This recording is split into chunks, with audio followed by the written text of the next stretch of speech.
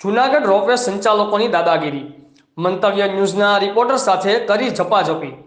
મંતવ્ય ન્યૂઝના રિપોર્ટર અમર બખાઈ નામના રિપોર્ટરે રોપવેના સંચાલકો દ્વારા જાનલેવા હુમલો કરવામાં આવ્યો. રોપવેના સંચાલકોએ પત્રકાર સાથે કરી દાદાગીરી. પત્રકારના મોબાઈલમાંથી તમામ વિડીયો કર્યા ડિલીટ. રોપવેના મેનેજર અને અન્ય 2 કર્મચારીઓની દાદાગીરી આવી સામે. સીસીટીવી કેમેરા ના હોય તેવી જગ્યાએ લઈ જઈ મારામારી કરવામાં આવી. રોપવેના મેનેજર ફુલબીરસિંહ બેદીએ માર માર્યો હોવાની જાણ થઈ છે. મેનેજર અને સ્ટાફે પત્રકારને મૂંઢ માર માર્યો હોવાનું જણાઈ રહ્યું છે. ગુજરાતમાં લોકશાહીના ચોથા સ્તંભ પર હુમલો. ગુજરાતમાં પત્રકારો જ સલામત નથી તો લોકોનું શું? જૂનાગઢ રોપવે સંચાલકોની દાદાગીરી ક્યાં સુધી ચાલશે? સંચાલકોને કાયદા વ્યવસ્થાનો કોઈ ડર નથી એવું દેખાઈ રહ્યું છે. રિપોર્ટર રવિભાઈ વિંજુડા, આઝાદ મીડિયા લાઈવ, જેતપુર.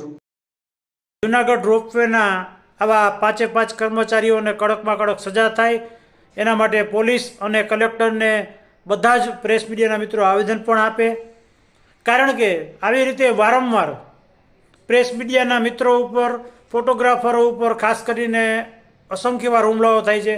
ફોટોગ્રાફર જ્યારે પણ સત્યને કેમેરામાં કંડારવાનો પ્રયત્ન કરે છે ત્યારે ગુજરાતમાં આવા આપણી ચૂંટાયેલી સરકાર જાણે સૂતી હોય અને પ્રેસ મીડિયાને કોઈ રક્ષણ કરવાનું ના હોય એમ આવા ધણીધોરી વગરના લુખાઓ, આવારા તત્વો, અને આ કેસમાં જૂનાગઢમાં તો મંતવ્ય ન્યૂઝના કર્મચારી ઉપર, અમર બખાઈ ઉપર રોપવેના કર્મચારીઓએ હુમલો કર્યો છે. અત્યાર સુધી હા બોલો ને ભાઈ અમરભાઈ, હું આખી ઘટના બની આખી?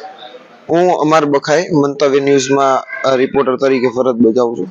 આજે બપોરે 12 વાગ્યાના અરસામાં આજે રવિવાર હોવાથી અને નાતાલનો તહેવાર જે મિની વેકેશન પડ્યું છે જેને લઈને જૂનાગઢ એ પ્રવાસન સ્થળ છે.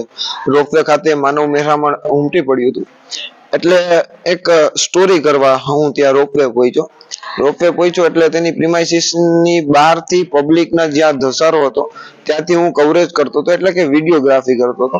અને ત્યાં અચાનક જ તેનો એક કર્મચારી આવી અને મને કહેવા માંડ્યો કે કોણ છે તું, શું કામે વિડીયો ઉતાર્યો છે?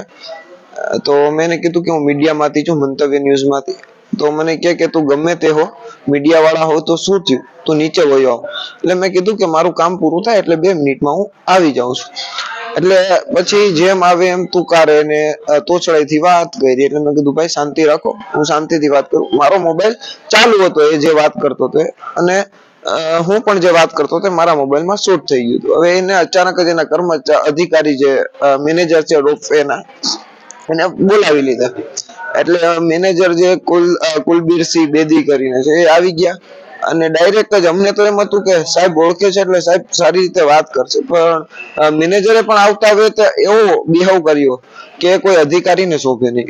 મેનેજર આવી અને મને જ્યાં કેમેરો જે જગ્યાએ નહોતો એ બાજુ લઈ ગયા, મારું ગળું દબાવી દીધું અને ગળું દબાવીને એનો એક સિક્યુરિટી ગાર્ડ હતો એ સમાજ પ્રત્યે જેમ આવે એમ બોલવા માંડ્યો ને જે રીતે કે તમે પત્રકાર છો તો શું થયું ને તમારું ક્યાં કઈ આવે છે ને તમે તો જેવા તેવા છો ને એમ કહી અને 3 જણાએ મને માર માર્યો.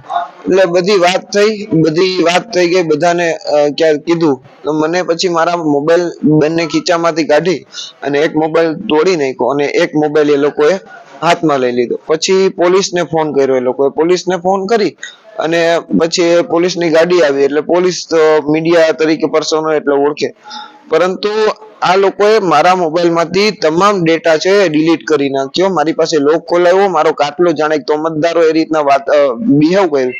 એટલે આ જે કર્મચારીઓ છે રોપવે વાળા એ ખરેખર આ રોપવે કંપની અહીંયા પત્રકારો સાથે આ રીતના કરે છે તો આમ જનતાની શું હાલત થતી હશે?